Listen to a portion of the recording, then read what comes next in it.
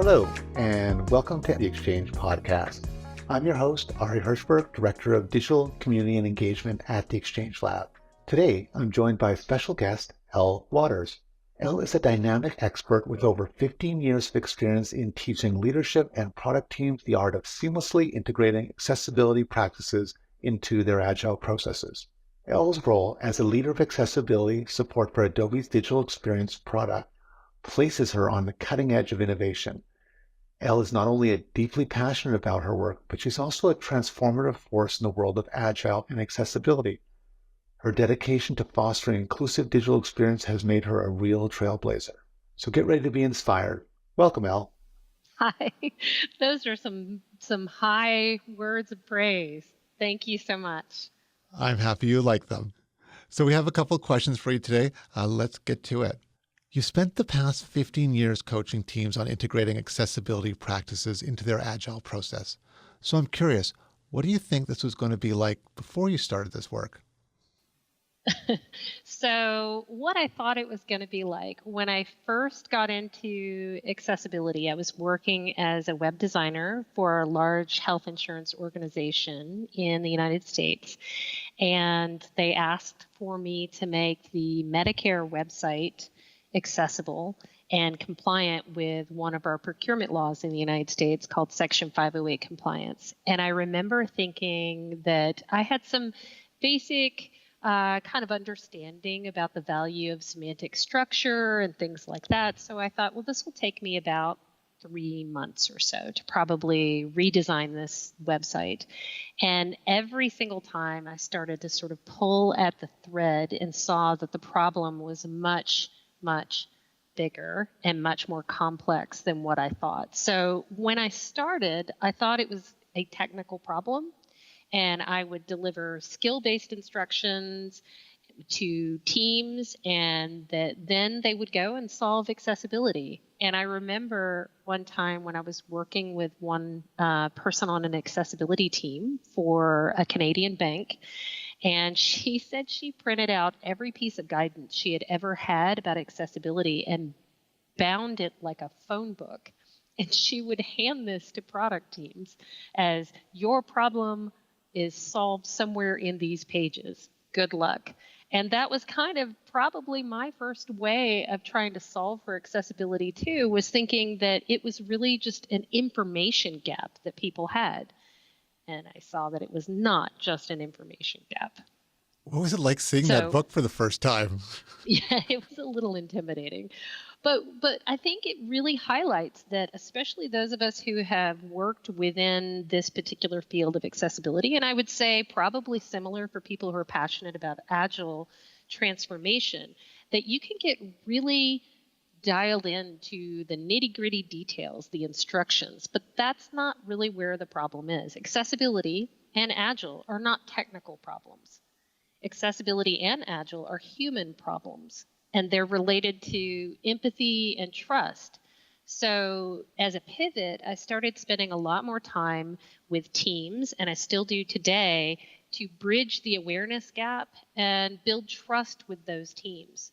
So if I demonstrate, and this is a pretty universal principle, but if I demonstrate and earn the trust of a team, then they will trust me enough to start looking to build empathy into their work and to integrate accessibility into their Agile work. And then they turn around and do that, and they can demonstrate that empathy in their work and build trust with their own users. And so it's very much more of a relationship thing and about human to human understanding than it is a technical blueprint on how to do something. And I find that beautiful. Because then it's like humans connecting with humans at work, which they should be. And it's really, I mean, it's the heart and soul of what is meaningful to us about, we like problem solving, but most of us who work in an Agile environment or, on a team of some sort, we really appreciate that back and forth, concept of challenging each other to be better, to think of ideas we hadn't considered before. There's a real beauty and value in that. And so sometimes we, for the ease of expediency, we reduce everything down to, like, say, Agile ceremonies. And everybody goes in and their daily stand up for 15 minutes and they just kind of rattle something off and no one's really paying attention.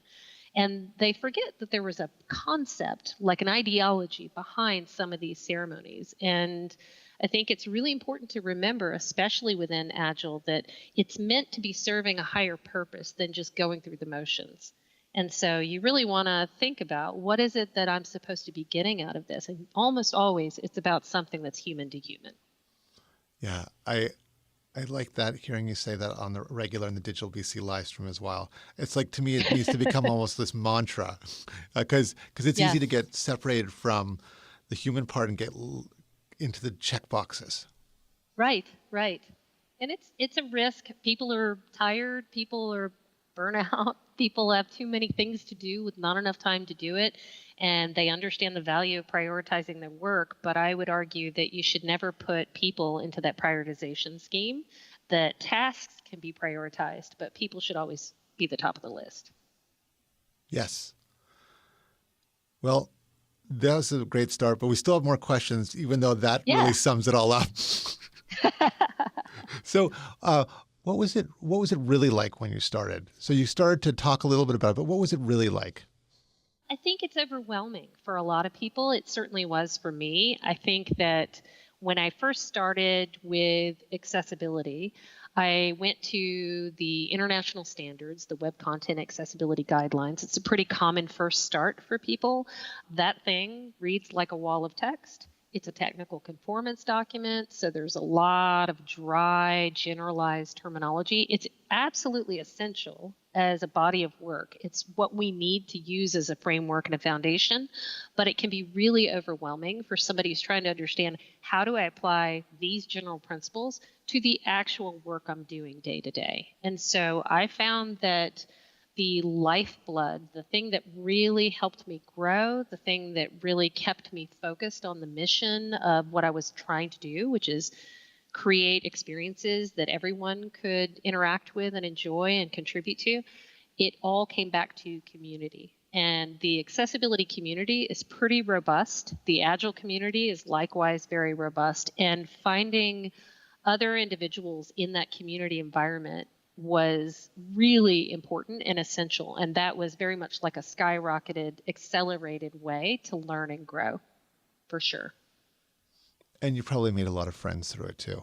I did. I made many, many lifelong friends. And one of the beauties of working in tech in this particular century is that you have friends from all over the world, and your community is no longer just tied to whoever you see every day in person, that you feel supported. And I do. I feel very much a part of a community of like-minded people who are passionate about the concept of inclusion and the concept of making people happy by finding better ways to work together. Yeah. I've seen it a little bit as I've been exposed to the accessibility just in the government alone, and just the care around it really is beautiful. Yeah, it's inspiring when every day when you look at the news and you find a lot of examples where humans aren't considering others, and it can be really frustrating and disheartening.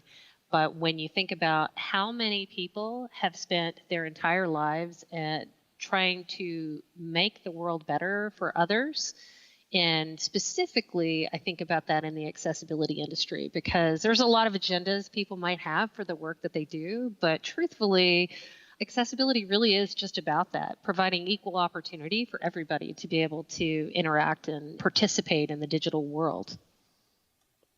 That's great. I'll probably be saying the word beautiful a lot today. It really is. It's fine. In the world of accessibility, we need to pay attention to neurodiversity, not just physical accessibility requirements.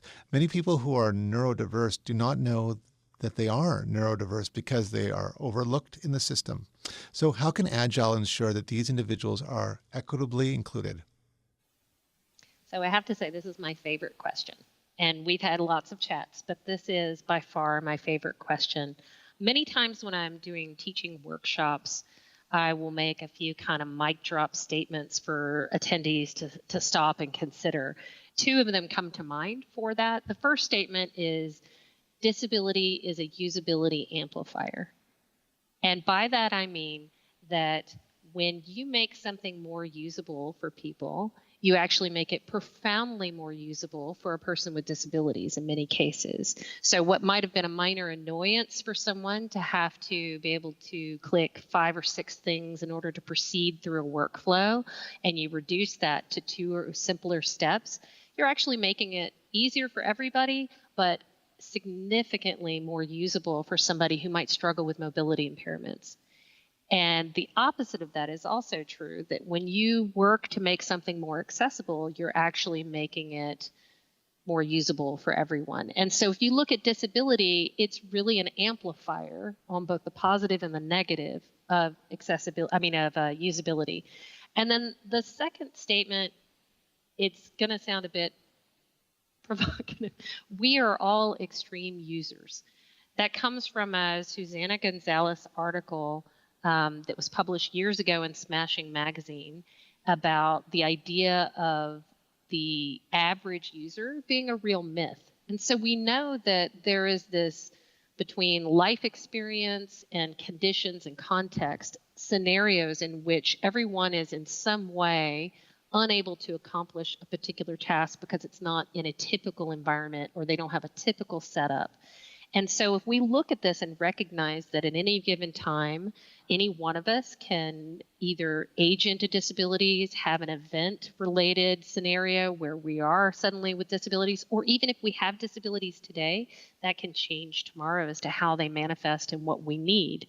So if we take that and recognize that if we meet the needs of people at the extreme ends of that bell curve, we actually meet the needs of everyone where they might be considered more typical. And all of that is really the preface to say that just the same with many people with disabilities, neurodivergent users are all of us. They're basically representing the profound impact because of different context or different lived experiences. And because of that, they're experts in naturally identifying usability problems. And so it is really incredibly valuable, like really highly valuable to get feedback from neurodivergent users, because that kind of feedback is like this distilled, wonderfully poignant extreme of what someone's encountered, that if you look at what I said earlier, you meet the needs of neurodivergent users and you make it much more usable for everyone. So it's not only important to include neurodivergent users in that process, but it's actually a group of people that could provide enormous benefits for your overall user experience. Okay, so these are the dream users because they can change everything. They really can. They're definitely going to tell you too. They're going to be pretty candid. And with your work, is that where your focus is on, or how do you even locate that audience? Well, I think it's a challenge to locate the audience for sure. I think I am incredibly grateful for younger generations because they're becoming much more transparent about what their individual user needs are, and they're speaking up for themselves. And so if you look into any organization's sort of diversity, equity, and inclusion efforts, you can see that the younger population, it's starting to skew more of a spectrum. And I don't mean that in the autism spectrum framework alone. I mean, just generally, the lived experience of a human being is starting to be recognized, that this is a much more complex, sort of personalized lived experience, and that people aren't as simple as boxes to put in. And so because of that, there's this sort of expansive understanding among a younger generation that everybody brings their whole authentic self to work. They think about living an authentic life with the digital experiences they have. And in doing that, we see more and more like everyday people talking about ADHD. And so you don't necessarily have to be thinking about recruiting people with disabilities, in that a lot of times people are starting to acknowledge that they might have something that makes their lived experience different than a typical person. And so I think we should be broader in our understanding about how we pull in that neurodiversity. The other thing to consider too is that there are lots of organizations that support specific disabilities, like there's a lot of support for people with autism. And because of that, you could recruit from different user groups like that. There's different communities as well that kind of circle around particular disabilities for solidarity and for support, and you could reach out to those groups as well. A lot of the work that we do every day is kind of focused halfway in the very operational access space and then halfway in sort of the user mental model and usability and neurodiversity space, because you really kind of need both for accessibility. It's not useful to talk with different blind users about their mental model and whether it changes the way they navigate a web page if they were born into blindness or aged into blindness if the web page doesn't have any keyboard accessibility. It's kind of a non-starter. So first you have to deal with some operational access things, and then you can explore how to make that a much more intuitive experience for people. That is really interesting. And there's so many things that I could relate to because, like, growing up, you didn't talk about those things. Like if you had ADHD or something else, then all of a sudden there was this wave of change. And I hear conversations about it on the regular. It's who I am. It's part of me now instead of like a hidden, which it's really, I think it's fantastic. I think it goes hand in hand with people acknowledging the value of mental health support and really speaking up when you feel like you've crossed in over a line of, and what you need from mental well-being. I think it's very similar to that whole thing that we're really starting to value just the inherent worth of people and where they're at. And I see that manifesting. And obviously, as somebody who's a very people-oriented person between Agile and accessibility, I'm delighted with this change. And I think we can't bring it in fast enough. Yeah. Can you talk a little bit about the value of team agreements when setting up a new product team? So in this case, including accommodations, practices, or tools needed for some individuals to complete tasks, and what can happen when this opportunity is ignored because of urgency or differing priorities? Sure. I have a pretty strong opinion about team agreements. I think that they are the most powerful and important Agile artifact that a team has. If a team can't do anything correctly or anything well, but they have a team agreement, then they have that. If a team agreement is a working guide on how a team collaborates and how they solve problems, with that guide, you can increase value and innovation on things that are working well, but then you can also solve any problems that you face for things that aren't working well. And no other Agile artifact actually provides that kind of guidepost and instruction manual. And if you think about that, like, for example, let's say you have a product owner on the team who never attends a retro. But if a team has a team agreement that they will communicate with one another and that it's an expected thing that everyone attends these meetings, then that agreement provides the guidelines they need how to solve that interpersonal issue. And so regarding accessibility and inclusion, you can incorporate into your team agreement something that everybody should feel psychologically safe to speak truthfully in team meetings. And for so many reasons, people with disabilities often feel like they have to excel in their role at an organization so that they don't often feel freedom to bring up a problem. So they can't be the problem child because they arrive with a disability. That's not fair to them, but it is a very common scenario for them. So you can imagine if somebody is a person with a disability on the team and they need to speak truth to power, so to speak, that they might be hesitant to do that. But if the team agreement sets it up so that somebody can be able to speak that and know that they're going to feel safe and they have, let's say, cover or protection needed for them to identify a problem, that makes our work better. And likewise, if you think about the different accommodations that somebody might need, by going ahead and just, objectively outlining the way people work best, that gives them the permission to work the way that they know they work best, and again, increases the value. There's other benefits related to the power of diverse ideas, knowing that the word is agreement, not mandate, right? Like there's not like some document coming down from on high telling people how to work. The idea is it's meant to be a collaborative exercise with a team that you update from time to time. But that's probably a bit of a longer discussion about the power of diversity on a team, but there's a lot of things that people can look at and say, again, this is good for employees and great for employees that might have different lived experiences and might feel marginalized. This empowers them to be able to be treated in an equitable way. So I think team agreements are pretty essential, both from the sort of higher level stuff that we were just talking about, but also just from a fundamental thing. It is the one document that you can use to solve problems. Okay, so a lot of the teams, I think all the teams that are our products in government have team agreements. Do you have it open on the regular? Like we did one. Like, should the product owner should be looking at it with the team all the time? Like, how do you best use it to get the most out of it? Well, not surprisingly, I will probably say it depends on the team. But I think that anytime you have a change in direction, a change in the team, the way it's put together, maybe you get a new product owner, maybe you get new engineers on the team. I think anytime you have an event-based change to either the work that's being done or the priorities from leadership, I think it's valuable to look at. I am, full disclosure, I am married to an enterprise agile coach. So oftentimes when we're looking at questions of scale, I will ask him a question. And I think it would be great for me to ask him how often he supports 120 teams.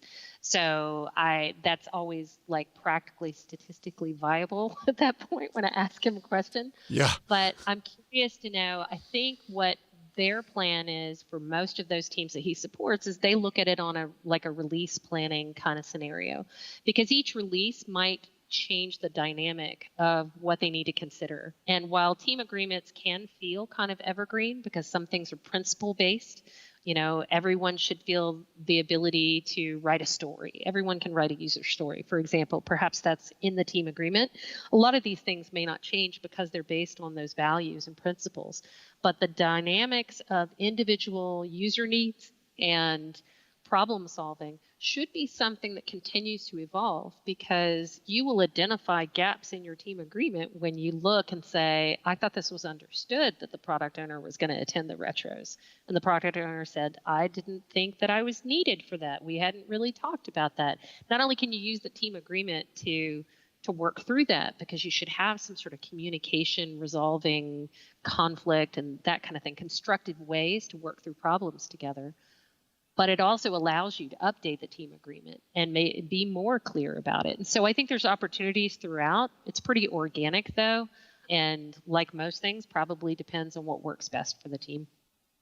We will happily include that in our show notes. If you do find that out, we will put that in our show notes. I'll find out. I'll get some high-level statistics about how often people update team agreements. I think that would be fun to provide. Okay, great. Thank you. When it comes to creating accessibility for all team members, some leaders can subconsciously lead more towards lip service instead of authentic action. What's the most respectful way to address this? I have a great deal of empathy for however this question arose, just because in the work that I've done, it's probably the biggest challenge. And that is the way that organizations are structured. There's usually people who are in a leadership role who are tasked with moving big rocks and giant initiatives. And so this is why you often hear things like leaders really only read like bullet points in an email, because you don't want to go long form. And it's because it's not that this individual is more important than, a QA tester in a team, but it's the scale at which they're operating is so much bigger that they don't really have the capacity to dial in deeply on any of those things. Unfortunately, accessibility can easily go deep and complex and nitty-gritty and complicated very quickly. And so I would start with the idea of really framing it up that accessibility is an outcome. It's not a wish. It's not a promise or even a commitment. Accessibility is actually what happens when a user with disabilities tries to interact with your content. And so if your leadership says they're committed to accessibility and you frame it as an outcome, that helps drive the conversation closer to the idea that your commitment is what the outcome is, not the work that it will take to get there, but your commitment is no high severity issues get published at launch, or that, people are able to use a keyboard with any of these interactions, or someone who has low vision can zoom the screen in and they don't lose that content. Those are the specifics that you could outline examples of those outcomes. But I would really heavily focus on the idea that accessibility is about the outcome and not, again, not a promise, not a wish, not an aspiration. That's all like inclusion. Usually, if I were to make a difference between the two, if you want to talk about the value of inclusion, you're usually, I mean, one could argue that that's also an outcome, but the idea of inclusive design is very process oriented, and it's about the steps you take to ensure the outcome of something. And so, again, I just think results are what the real measure of success is with that. So, and if a leader is looking for reasons to prioritize accessibility, there's been a lot of great information published from different parts of the industry about the business case for accessibility. And there's huge market drivers that you can point to for accessibility. There are, of course, legal risks and the potential, especially in the United States and to some degree in Canada as well, that you'll see some litigation risk. And if you think about your leadership, you want to really consider what is it that is the highest priority that they have. And accessibility is often a way to solve that need. And so if accessibility becomes the answer and the outcome, then it usually becomes a much more successful endeavor in an organization. I really like how you frame that because, yeah, with leaders, they have to choose what's going to go out. And if it's in an outcome and it's really important because they only choose so many things to do, then it can rise to the top. And I think, too, it's very easy to get into, especially when you're working in this field in accessibility, it's very easy to feel like you need to insist on everything because you're worried you get one shot, like your leadership is riding in the elevator with you. You've got 30 seconds to make your pitch. So you're going to ask for everything because you don't know you'll get another shot at this chance. And I would caution that because, and this is where you kind of lean into Agile best practices, because accessibility is an outcome, but it's not a single destination. So if you decide that you need 100% accessibility, not only is that fight a very difficult one, it's a very uphill battle, and you usually don't know enough to be able to know what 100% means when you're first starting it, but it also makes accessibility sound like something that is a project that has a start, middle, and end, when it's really much like Agile, it's a way of working. And so if you know that it's a way of working, then I think it's totally reasonable to take what you think will have the highest impact for the least amount of effort, because again, that's an Agile principle. You want something that your teams have to do the simplest easy things in order to be able to create the biggest impact for end users, which is one reason why we talk about keyboard accessibility a lot, just because so many different user groups depend on that. And so it's useful when you are working with leaders, if you're talking about what their goal setting should be and things like that, think about an iterative approach and start with the highest impact things that you can that are the simplest to learn how to do. And beyond all that, you'll create a culture change. People will get excited to see things get done. Yeah. And they'll see the product of their work. That's another really, I'm so glad you mentioned that. That's another really good point. If you say 100% or nothing, then you're basically signing up your teams for like a year and a half, death march through resolving issues. And it's the most soul-crushing experience that teams can have. It's definitely like a boot camp experience and learning accessibility, but people will probably vilify accessibility after that. Whereas if you give them small, measurable, digestible things, much like the way you do with user stories not being too big, if you give them something that's a target that they can complete, then they see that success, and that's very rewarding, especially in the field of accessibility, because nobody's actively trying to discriminate. They're just overwhelmed most of the time, and they need smart, efficient processes, which is why Agile is a great fit for accessibility. And it goes back to the way you answered the first question. Everything's about human connection. It is. Yes, it is. And we don't always like to hear that. Sometimes we just want to take a break from that. But it's the reality is that, connections between people are where the real value is, for sure. Do you have any final thoughts? I am so excited about what your organization is doing by putting Agile and accessibility into the same conversations. I think there is a wealth of idea-based kind of innovation that can happen as a result of this. And so I'm very excited to see, I'd love to check in this time next year and see how teams are doing with prioritizing Agile and accessibility in their work as communities of practice. I think there's tremendous opportunity. Just as an example, because it seems like we can't skip one day without talking about generative AI. And I do work at Adobe, so we're pretty well invested in a lot of AI innovation. But just as an example, there is a lot to be said about what AI can do to remove barriers for people with disabilities. And so you often hear about sort of the scary stories about what could happen, but there's also a lot of innovation that can happen. And I feel fairly certain that that happens when you're in an Agile environment. So I think any teams that are focused on accessibility and Agile should also be thinking about innovation because it's the perfect environment for that kind of work. I'll happily connect with you in a year and tell you where we're at. So thank you all for taking the time to share your thoughts. I hope you enjoyed this episode. Access for All Embedding, Accessibility, and Agile. You can connect with me at ra.hirschberg@gov.bc.ca or click the link in the show notes. Thanks for listening.